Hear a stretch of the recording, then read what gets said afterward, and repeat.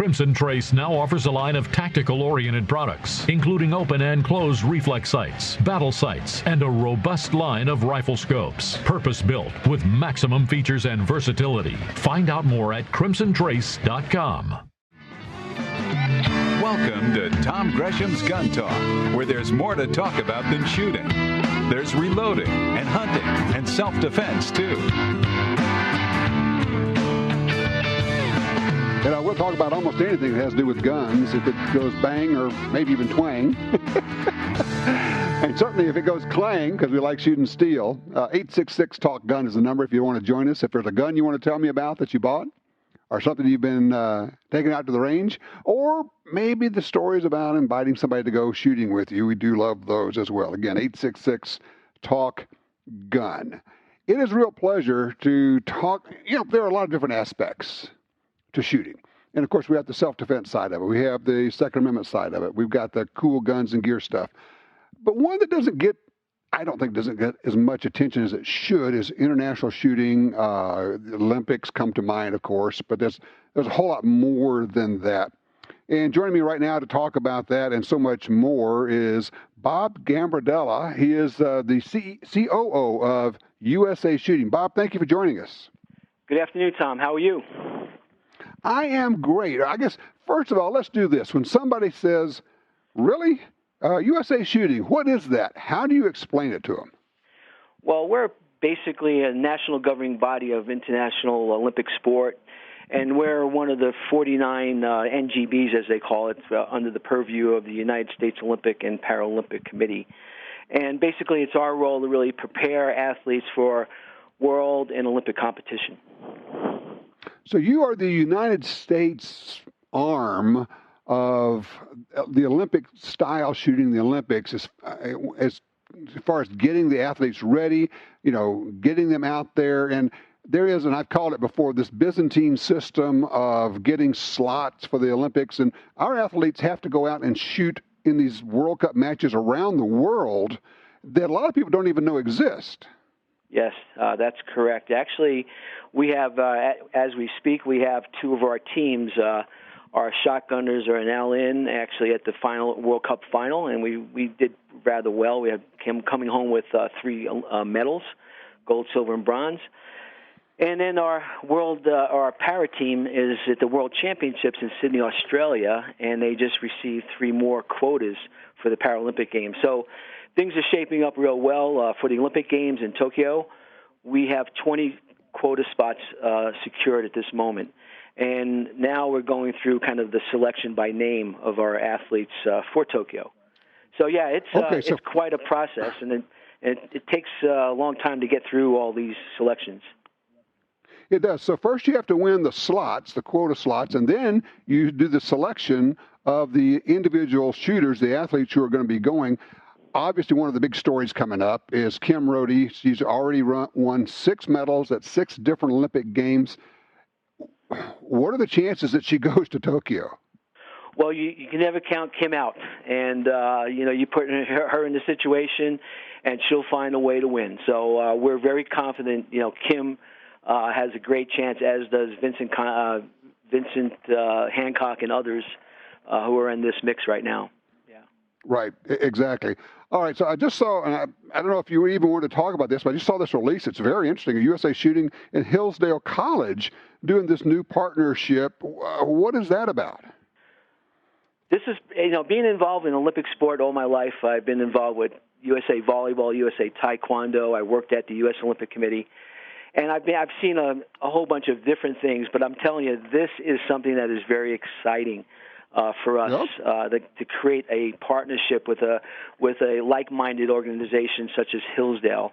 We were up there about 2 weeks ago. We brought 13 of our contingent, both athletes and staff, and really had a great time in terms of being able to get out on the range to shoot with their leadership, their trustees, and their donors, and our team, which included Kim and Vinnie Hancock and others.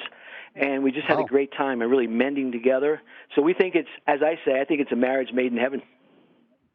Hillsdale College, for those who don't know, already has a shooting program, and they have Of course, I've not been there. You've been there. It's described to me as world-class shooting facility already in existence there.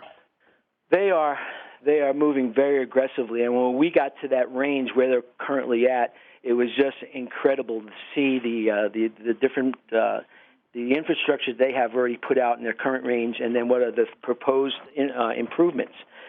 So we think, as a kind of a partner with them, as we move down next couple of years, we think that we can bring World Cup competitions to Hillsdale. Especially, I think, first and foremost in shotgun, and they have a grand plan in terms of pistol and rifle centers also. So I think within time, as they continue to get the donations that they're looking for, we see ourselves as being there, using and hand in hand with them their facilities and partnering with them. It's just a great infrastructure altogether, and it has everything that we would need to be able to run a world-class World Cup or whatever the case may be. Wow. Yeah. Of course, I love the fact that it's a shooting program at a university, because to me that just warms my heart. That whole thing. So that is terrific. Let me ask you a question here. Yes, sir. If you have a young shooter, very young shooter, or even parents who are saying, my son and my daughter really like shooting, and I wonder if there's a pathway. I mean, the very idea of going to the Olympics, how would a youngster, and could be even like preteen, but certainly young teens, start on that path? Well, first and foremost, for us here at the USA Shooting Center here in Colorado Springs, we have a very robust junior club that is run by Chris Krebs, he owns one of the specialty sport shops in town, and we work very closely with them, and they have just a good group of instructors and young kids that they can get into the pipeline.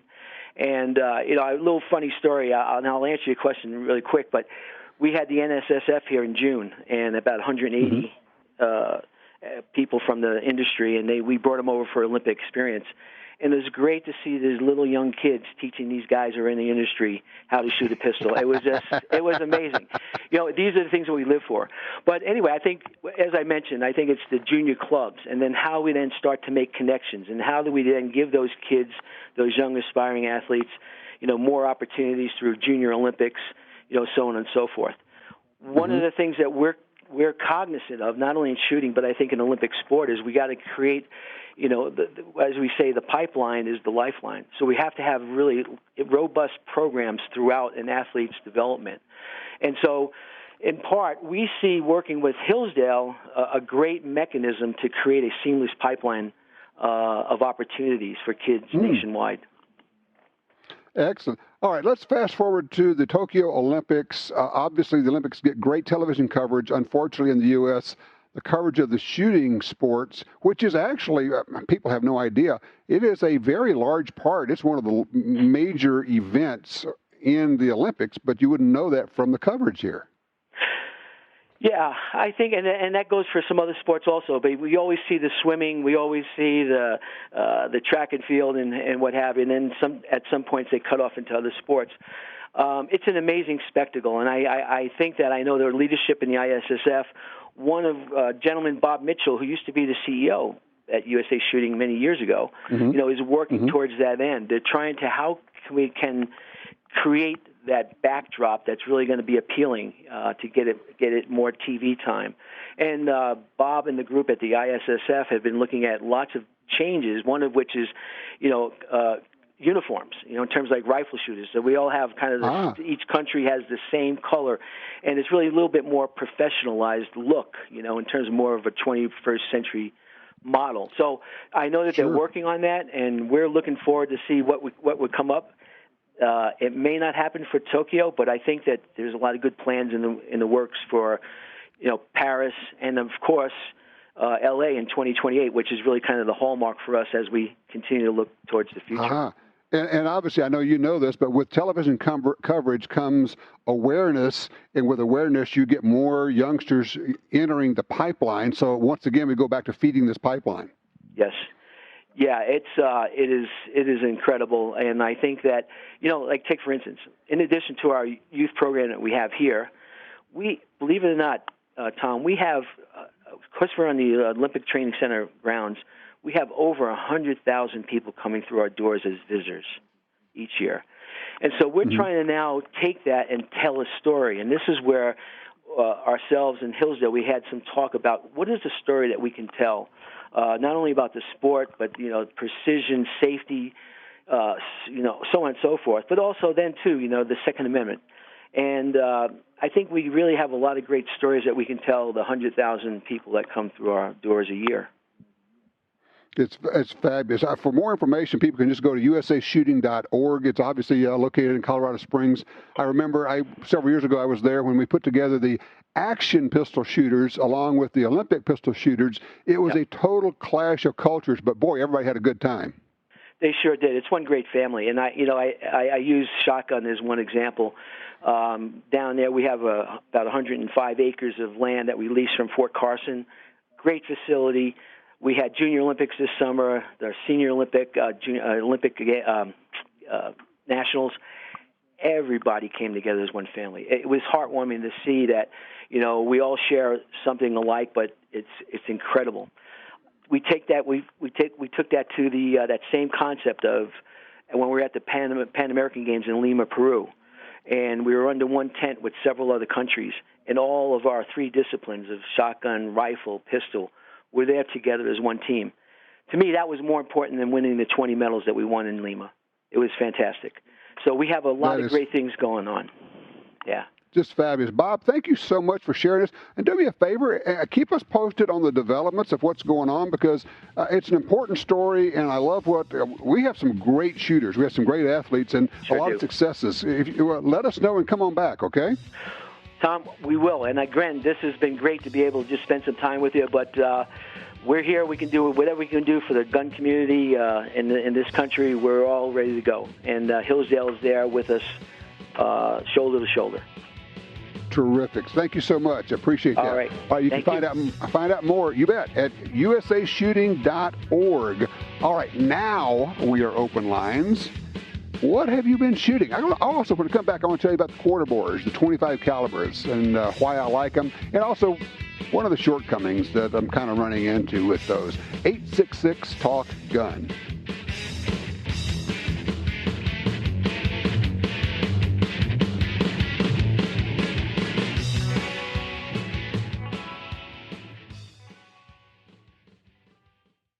When the U.S. military's elite units and law enforcement agencies across the globe demanded innovation and reliability, they didn't settle. They chose Sig Sauer. When world champion professional shooters demanded precision accuracy, they didn't settle. They chose Sig Sauer. So it's no surprise more and more civilian gun owners are refusing to settle for anything less. They're choosing Sig Sauer firearms, ammunition, electro-optics, suppressors, air guns, and training. Sig Sauer. Never settle. But they'll never take our freedom! Hi, this is Ryan Gresham with Gun Talk. Have you ever heard about a gun giveaway but thought, I live in a state where I just can't win that stuff? California! Well, visit guntalk.com/win to enter the Legal Everywhere giveaway presented by Timney Triggers. One grand prize winner receives more than $7,300 in prizes, including 2 handguns, triggers, holster packages, tactical gear, optics, and more. The best part? Residents of all 50 states can enter. Prizes from Axion Optics, Colt, Crossbreed Holsters, DeSantis, Proper, Timney Triggers, and Walther. Enter now through November 1st at guntalk.com/win. That's guntalk.com/win. For 36 years, the U.S. Sportsmen's Alliance has been fighting to protect hunting, fishing, and trapping for sportsmen from coast to coast. Today, we are under constant attack from extremist animal rights groups who want to end your ability to hunt in the U.S. Join us to protect our sporting heritage and our way of life outdoors. To join or for more information on how you can help, go to ussportsman.org. That's ussportsman.org.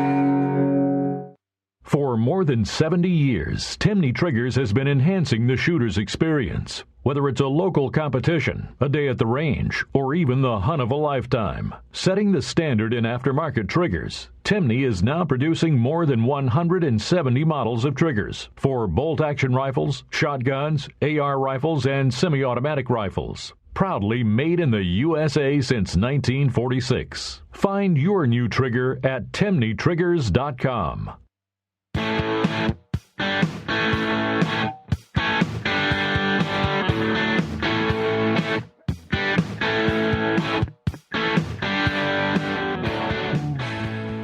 I don't have a deputy sheriff to assign to every citizen in the county to protect them, so it is a personal responsibility.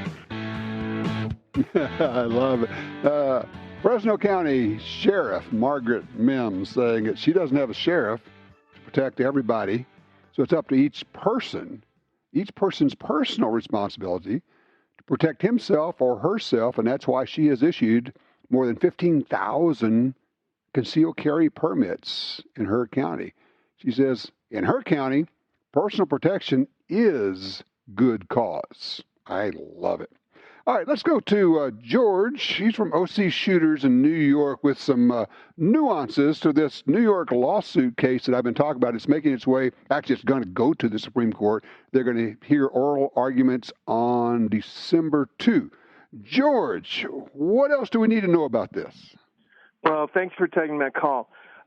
It's really difficult for people outside of New York City to understand some of the stuff that goes on here. Number one, New York State has a premise permit, which only allows you to have a gun in your home, so you can't take it to the range or any place like that. As far as I know, we're the only state that has that kind of situation.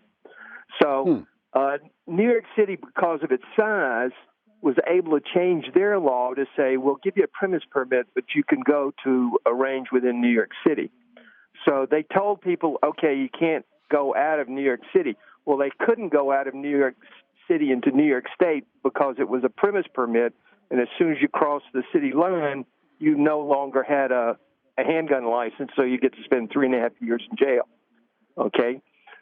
But basically it was limited to only people leaving New York City to go out of state.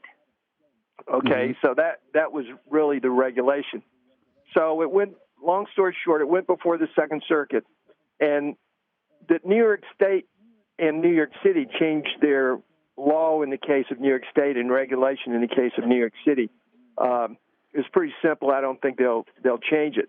But the problem was when the Second Circuit upheld New York City's rule, they did so basically only on the written statement of basically the chief of police, who said, well, we don't know what these people are going to do if they leave New York City with their handguns.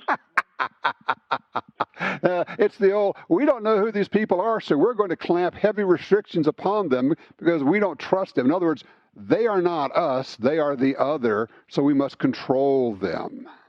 You took the words right out of my mouth. You've got to remember how paranoid these people are in New York City. If they don't know exactly what you're doing with your guns, and especially with your handguns, and where you are every single day, every single moment, every single location, then you shouldn't be allowed to do that. So back in 2002, just a little history, back in 2002, they used to issue concealed carry permits to people in New York City, but with the restrictions on them. And the justification of that was, we want to go to a range, and because it was a premise permit, you weren't allowed to. So in 2002, what happened was people were carrying concealed and ignoring the restrictions. When they got caught, they couldn't get arrested. They could just revoke their license. So New York City said, well, we're going to crack down, so we're going to eliminate the concealed carry for everybody except rich people, famous people, or people politically connected. Or people who gave bribes to the pistol license department, of which like 3 or 4 of those guys went to jail for that. I'm going to say, and that was well documented. They went to jail, and it's an amazing thing what's been going on there. Those of us, and you're right, those of us who don't live there don't quite have a handle on it, and it's hard to imagine the corruption and what's going on. But, George, I appreciate you keeping us up to date with that. This case has the potential for being massively huge. That's redundant, isn't it? It's a big deal. This is the case that's going before the Supreme Court, oral arguments to be heard on December 2. And the thing is, as I'm starting to read more about this, you can go to SCOTUS blog, I think it's .com, and other places. This actually has the potential for reaching out further than just guns. I guess it's a kind of a thing that states and cities do where they restrict rights, and then when it gets challenged, it goes right up to the edge, and then they change the law, they back out. They go, oh, yeah, no, nothing to see here, avoiding the precedent. In fact, there was a case, I think ATF just dropped a case against a guy, and CNN actually reported on it. It was really interesting. I think he was manufacturing guns, and they said, but we don't actually want the precedent on it because we know that the law is bad, and we know that our regulations won't stand up to a court challenge. Therefore, we are going to stop the prosecution of this man who violated regulations. Because understand that federal regulations, they're not laws. They weren't passed by Congress. They're just regulations made by bureaucrats. But they have the potential to send you to prison for decades. A regulation that nobody voted on. And in this case, ATF said, actually, we know that this will never withstand scrutiny in court. And so we can't let this lawsuit go, or in this case, we can't actually keep pursuing it because it looks like they're actually mounting a good defense and it could shut down this regulation. I am of the disband the ATF mindset.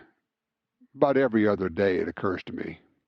The other days, not so much, but it's kind of weird. It's just kind of weird sometimes. Sometimes I don't know where I'm going with this. I don't know. 866-TALK-GUN if you'd like to join us. It's, of course, it's free. You don't even have to pay. How about that? 866-TALK-GUN. Oh, yeah, I forgot. I was going to tell you about the quarter bores. The .257 calibers. Why I like them and what's wrong with them these days. What are you shooting? What are you taking to the range? Give me a holler.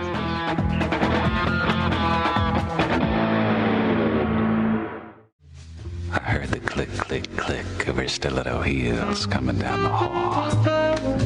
And I caught her perfume before she opened the door to my office. And she stood there looking like $1,000,000 tax-free. I want to talk to you, she said. Come back later, I said. I'm listening to Tom Gresham's Gun Talk right now.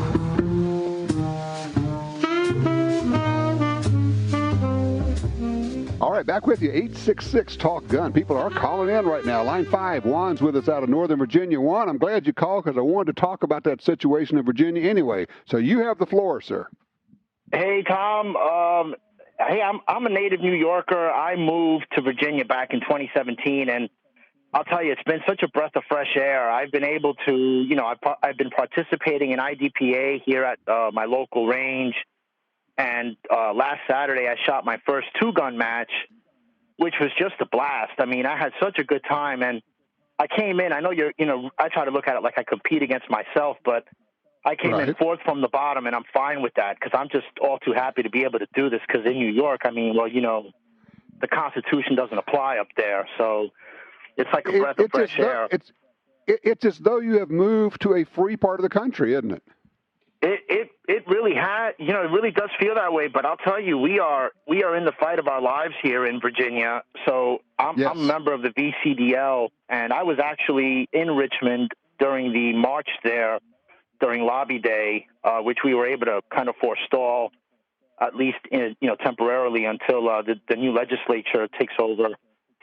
But, we're in a fight of our lives. There was an article in the Washington Post on October 10th that McAuliffe basically said Virginia will be a completely unrecognizable state if the Democrats take control. So we better get out there and vote on November 5th and really make our voices heard because we have a slim majority in both chambers. It's, I think, a 1 or 2 seat majority, but very slim the Republicans control. So I don't know, man. It's kind of scary. I want to say something here. You're not overstating it. In fact, I don't think it's possible to overstate what's going on there. Virginia is on the verge. I know it's going to sound weird to people. Virginia is on the verge of becoming New York or California, and it is that close in this upcoming election. And if I'm sorry to say this, but look, if the Democrats get control, you are going to have not one or two, but maybe a dozen or more hugely oppressive gun control laws that are going to go through there with nary a speed bump. There will be no stopping it. Virginia, and if you're in Virginia, you have to vote. If you have friends in Virginia, you don't live there, you need to call them or contact them. You need to get on Facebook. You need to do all the things because this is, as you say, Juan, it's right now you have a slim majority of Republicans. If that flips, we know the governor will sign everything. We know what's going on here. It is just that close. And there's a ton of money. You have to be right now being bombarded with political commercials. Oh, they're all over the place. And, interestingly, though, enough, we have this November 2nd Second Amendment rally coming up right around the corner in D.C., which I plan on definitely. I already told my wife, don't count on me for that Saturday because I'll be in D.C., but right, we got to get out there. I know that's national, but I think it's still, it still might have an effect on the local politics here in Virginia, I have to imagine. So. And by the way, congratulations, smart move on becoming a member of the Virginia Citizens Defense League, VCDL. That is such an effective and good group, and they really are a model that other state gun rights groups ought to take a look at. Yeah, thanks, Tom. I know Arizona has a sister league out there. It's called the ACDL, Arizona Citizens Defense League, and I subscribe to them also. I mean, I actually paid for a membership, even though I don't live in Arizona. Oh, wow. This is a national fight, man, and if you believe in liberty, see, to me, this is more about liberty than it is about. I mean, that's obviously about firearms, but this is really about liberty, man. It's about freedom, you have, when I listen to you, maybe it's a bad analogy, but it's like listening to a reformed smoker because you can say, I have been where it's horrible, and you need to understand, I got out, but if you're not in there, you don't understand how it is. I mean, that's kind of what I'm hearing in your voice, Juan. Well, Tom, you're not wrong. I was born and raised in New York. I was a Democrat once. I was, deep into union representation and all this, the big, bad, greedy corporations. And what I realized is that this is America, man. It's the land of milk and honey. You can get out there. No one is tying you to a desk or to a pole. The world is at your fingertips here. And my parents came here in the 60s because they want, they're from South America, but they wanted a better life. They came legally. They didn't hop a fence to get here.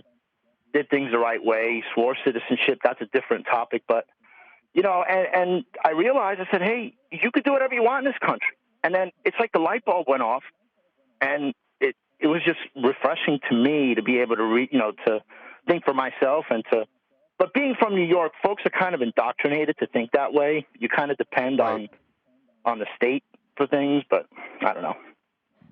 Yeah, you're told that that's the only way, and if you don't think about it critically, that's what you say. You say, sure, that's fine. And you go with the whole, well, everybody knows, and then you stop and think, and you actually look at it rationally, and you kind of start to challenge it, and you go, well, that doesn't make any sense. Well, congratulations, Juan, and thank you for letting me talk about Virginia. Yes, Virginia is huge, and if you are a shooter, gun owner, hunter, it used to be I would say vote for the person who is good on gun rights.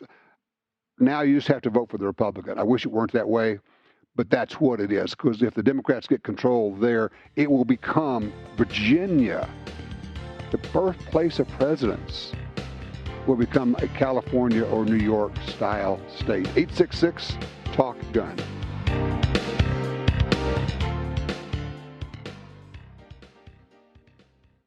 Brownells.com is your home for all things firearms. Looking for a retro rifle? How about the BRN 180 or 180S, named one of SHOT Show's best products of 2019? Visit Brownells.com for guns, ammo, reloading equipment, or anything you need to customize your firearm, and enjoy the industry's only guaranteed forever satisfaction policy. To stay up to date with the latest and best deals from Brownells, text BRN to 556-223. Perhaps more than any other landscape, wetlands embody the life-giving abundance that nature has to offer. And perhaps more than any other organization, Ducks Unlimited is working to ensure that our continent's wetlands not only survive, but thrive for generations well beyond this one. The time is now to band together. The time is now to rescue our wetlands. This is Jeff with Black Hills Ammunition.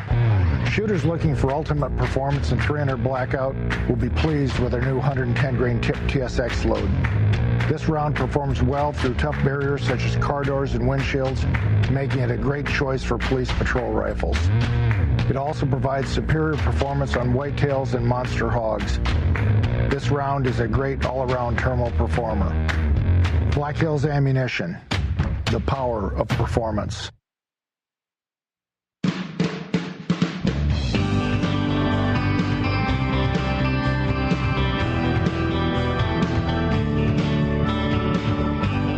Okay, so yesterday morning I wake up at 17 degrees. I'm in a tent. I'm out there hunting. I'm by myself. Get up, go out, hunt. Didn't see any bucks. Saw 4 does. Each of them had a fawn, so I saw 8 deer. And they're out at 300 yard range and farther. I had my, yesterday I had the 257 Roberts. The day before I had the 257 Weatherby. I actually switched because the Weatherby, the Ruger number 1B, is just heavier. I didn't want to carry it up down those mountains. I got heavy. And I like the little, the 1A style Ruger number 1. I love 25 caliber cartridges. Not a lot of recoil. They really work well, particularly with controlled expansion bullets. I just wish, and this is the only negative right now, it's not a big deal. I wish we had some higher BC bullets, but because no one uses 25 caliber cartridges in long-range competition, the bullet companies haven't really created high BC. Yeah, Berger has one. I'm not sure about the performance of Berger bullets on game. Anyway, just kind of my thought. But I do love the quarter bores. So there you go. Andy is in Arkansas, line 3. Andy, thank you for your patience. Glad that you waited, and now you are on Gun Talk. Outstanding. Thank you. In thinking about the Fort Worth shooting, one thing comes to mind after living in Dallas for almost 25 years. Younger police officers, younger people in uniform, they're not gun people. They weren't raised like you and I were. And I think when they see a firearm, sometimes it may be a great cause of concern for them. And so as a concealed carry person that I am, and I know you are, I think we need to be mindful of that. When we're stopped in a traffic stop, younger people, they don't have dirt under their fingernails. They weren't raised like we were. And I can tell you that especially in Dallas from living there for a long time. What you're saying is they don't really have any experience or a frame of reference of guns being used in a legal capacity. So for them, gun equals threat. Exactly. I couldn't have said it any better. You know, I think you're probably onto something here. That makes a lot of sense. It's kind of like for a lot of people, if all they ever hear about guns is what they read in the newspapers or hear on the nightly news, guns equal crime, and they come away with that idea. And if you don't have any background, you go through the academy and everything you're taught is threat. So anybody with a gun or a gun introduces a threat aspect. There's no possible thought of, well, that's a good guy with a gun. They're going to go immediately to, I have a gun, I'm going to point it at you, and all you're going to have to do is just twitch, and I'm going to shoot you. And I'm afraid that's what just happened in Fort Worth, where this officer, outside this woman's home, shoots her through the window and kills her in her own home. after yelling. Now, here's the other part. Imagine this. She's inside. He's outside yelling, "Don't move, hands up." What do you think she actually heard, if anything, inside her house? Probably, if she heard anything, it was, that was it. You know, without identifying himself as a police officer. Andy, thank you. I think you're onto something here. Line 4, Dave is in Kansas. Dave, range report. What you shooting? Yeah, Tom, I just picked up a Ruger Precision Rimfire in 22 mag, and prior to buying that, I looked around and couldn't find a lot of reviews on it, more in the 17 HMR, and I have to say I've been more than happy and surprised with how well it shot. So far, I've just used the 30-grain Hornady ballistic tips out of it, but initial sight in at 50 yards, I could put 10 rounds in a ragged hole about the size, a little bit bigger than a quarter. And at 100 yards, I'm shooting steel, 2-inch targets with, as I told your call screener, boring regularity. Let me ask you a question. Why did you go with the 22 Magnum? I've had 22 rimfires, and I wanted a little bit more punch. A little over a year ago, I was raging war on some raccoons that were getting into my machine shed, and 22 rimfire wasn't always doing the job as well as I'd liked. Right, you get a big old raccoon, you need more than that.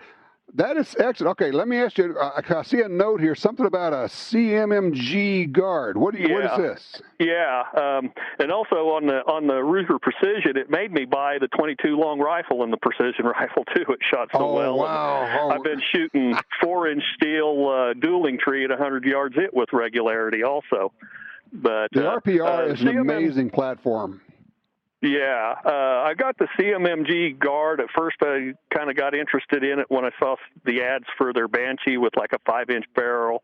The guard has an 8-inch barrel. I got it in 5.7 by 28, kind of as an alternative to a short AR-15 for a home defense gun, because I've got a 5.56 SBR that I Form 1, and with a 10-inch barrel, and there's just so much muzzle blast and flash so much more with a shorter barrel, and I know a lot of people go down to a 7-inch, and I think that's why you have to put a suppressor on them, man. You tame them right down, and you put the suppressor on them.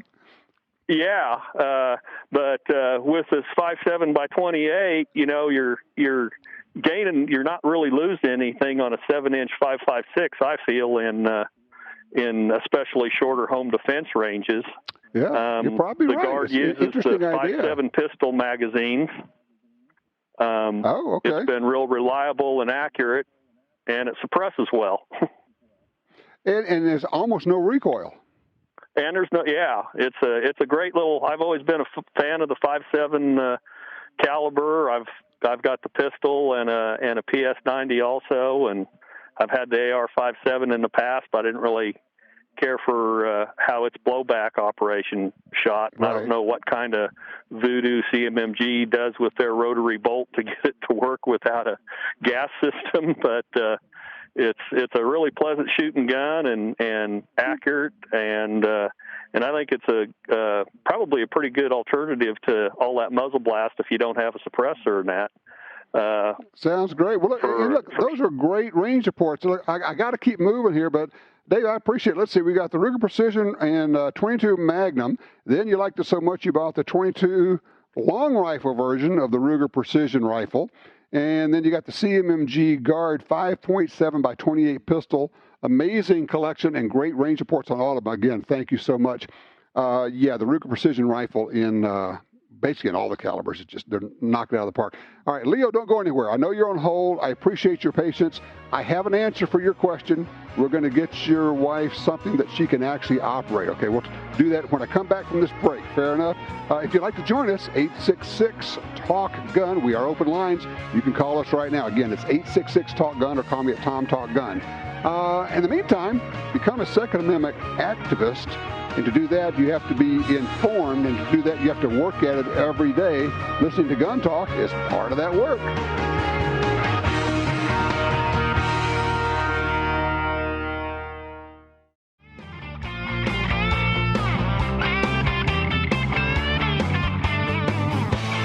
back with you. 866-TALK-GUN if you'd like to join us here. Let's go to line 1. Leo's with us out of Rochester, New York. Leo, tell me about this problem with your wife and this pistol. Hello, sir. My wife is about 5 foot, 100 pounds, and she has a hard time with her Beretta and Browning 25 racking the slide, and I wanted to know what you might recommend with a little more soup in the kitchen than a 25, maybe a 380 or a 9mm. Okay, yeah, it's a common question, and here's the thing. I mean, and you probably have already figured this out. Smaller semi-autos, the barrel is shorter, so the spring has to be stronger to resist the impulse of the slide coming back. That makes it harder to operate the slide. Obviously, the stronger the cartridge, the stronger the spring is. So like 9mm have to have a little bit stronger spring.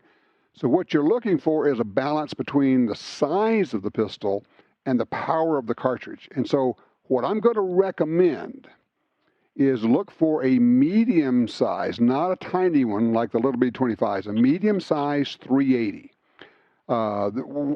One is Smith & Wesson has one they call the M&P 380 EZ because it's easy to operate. Other manufacturers have that. Not the small ones like the Ruger LCP, which is a great pistol, but it's so small, again, the slide's going to be harder to work. A mid-size 380, and then the other thing I'm going to suggest is the technique of how to actually operate the slide, because a lot of times it's just a technique problem. If she holds the pistol in her right hand and takes her left hand, palm down, hold it level with, basically palm just down, and wraps the top of the left hand over the slide, and then at the same time shove forward with the right hand and backwards with the left hand, and like you're trying to rip the slide off, that's a technique I think that will help her work any semi-automatic pistol. Does that make sense? Understood, sir. She's Italian. She doesn't listen too well, but we've reviewed that also. But she likes the M&P 9mm. She's had good luck with, surprisingly. Well, you know what? All right. I think we just also... If she doesn't listen too well, you know what it is? It's the old husband-wife thing. Get her an instructor. Get her to a firearms instructor, and you leave. You don't get to be there. And let a good one-on-one lesson, let a good firearms instructor work with her. And I think that may take care of some of the problem, because that whole husband-wife, one teaching, I've been there. I got that merit badge, and it is ugly, let me just tell you. But look, I appreciate it, and I think that's going to help you out here. Let's see. Real quick, Todd, Waco, Texas, line 5, 25 caliber bullets. You got a suggestion for me? Yes. I just heard you mention a minute ago that you didn't have any luck on finding some high BC 25s. I was wondering if you tried any warranty ELDXs. They make a pretty high BC 25 cal. It's not bad. They've got a 465 BC. Their G1 BC on that bullet. And it's pretty good. I don't know if they're loading that. I'll have to check to see if they're putting that into any factory loads. But yeah, that's a good point. That's not a bad choice. Actually, the Nosler 110 grain Accubon is what I've got right now loaded in the 257 Weatherby. The 257 Roberts. And that's that's 418, I think, is the BC on that one, as I remember. But we don't have anything up in the 5s or 6s, and that, honestly, it's not a matter of drop, it's a matter of wind drift, which can be really important, and that's one of the reasons that so many people are going to the 6.5s. So there you go. Hey, look, if you're on hold right now, stay there. We're going to get you into the after show, all right? Because frankly, that's a lot of fun. If you've not heard the after show, be sure to download it wherever you get your podcast, also on Gun Dealio. Check it out. Go to gundealio.com. Get our smartphone app. Stick it on your smartphone. That'll work. Gundealio.com. If you'd like to join the after show, call us right now, 866-TALK-GUN. In the meantime, take somebody out shooting. Buy something new. Try something new. And spread the word. The Second Amendment is a right. It's not a privilege.